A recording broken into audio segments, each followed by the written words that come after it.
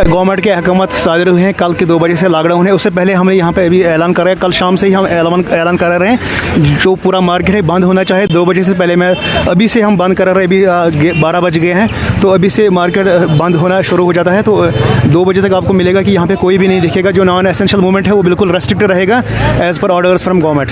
Covid की स्थिति क्या है अभी पूरे जैसे आप देखें, अब जो रेट है इसकी, जो इन्फेक्शन की इन्फेक्टिविटी जो रेट आप देख रहे हैं न्यूज़ में बढ़ रही है। हमारे दमहाल में कल 61 केसेस थे, अब 100 के करीब पहुंच गए पॉजिटिव केसेस।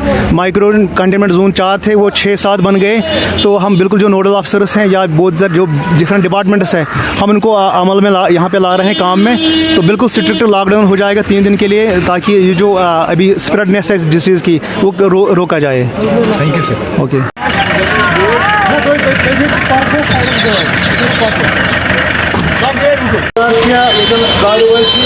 फटाफट दुकान बंद क्या 2 बजे लॉकडाउन तम सात 2 बजे अगर पस कुन दुकानदार लबन दुकानदार बंद करो FIR।